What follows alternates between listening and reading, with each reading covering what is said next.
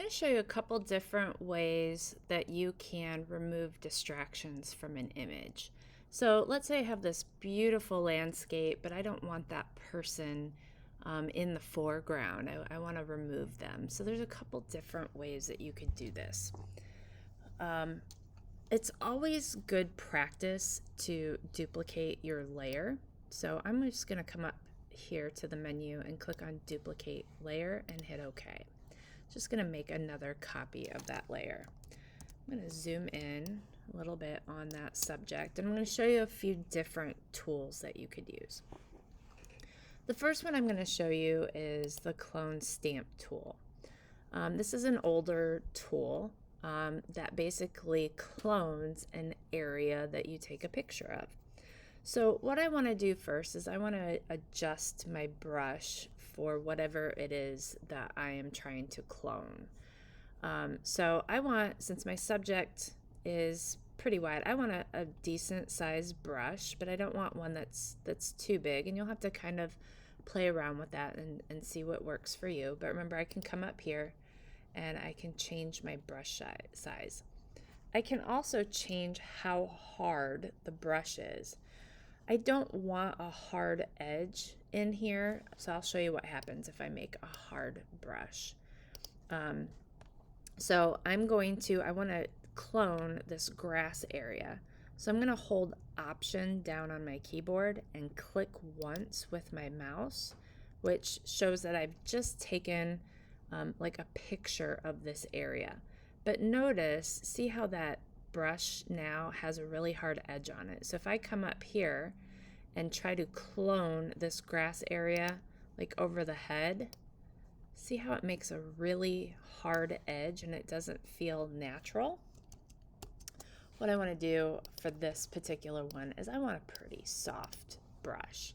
So now when I hold Option and click, you can kind of see how that brush has a little softer edge on it. So now I can kind of just click and drag over the picture, and you can see that little crosshairs is duplicating these areas. So that softer brush makes it blend into that grass pattern a little bit better.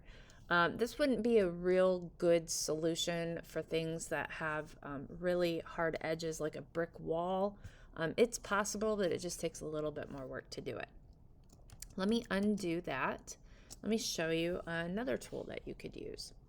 So if I click over here, I'm looking for the patch tool. It might be under one of these spot healing or remove tools.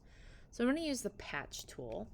And what the patch tool does is it works similar to the clone tool, except I'm not going to sample an area. What I'm going to do is I'm going to draw around this. And I do want some of the grass in there. It doesn't have to be a real strong selection, like a real defined selection. But now see how that patch tool has an arrow on it and it's telling me to like move to the right. So if I click and drag and I move this area to the right, and I want to be careful about it making too much of like a pattern. But if I click and drag and then deselect, did a pretty good job. If I look real closely, I can see that there's some patterning in here. So what I could do is I could go back over this area and I could drag this to another area to create a little less of a pattern. So maybe kind of come in here and deselect. Now it feels a little bit more natural. So that's the patch tool. Let me undo to get back and deselect. And I can also use the remove tool. This is a little bit of a newer tool. What the remove tool does is it lets me paint on my selection.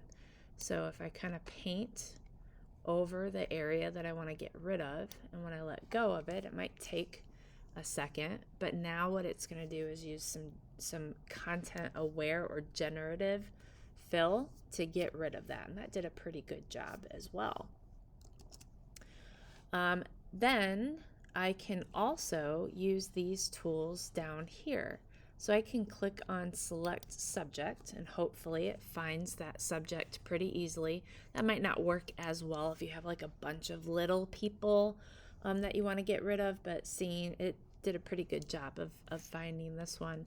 And then if I click on remove fill, it might take a minute, but again, it's going to use some of that generative AI to remove that. So you can kind of see in my layers here that it just kind of copied that image and then filled it with some of the grass that was around it. So those are a few different ways that you can get rid of a distracting subject in a photo.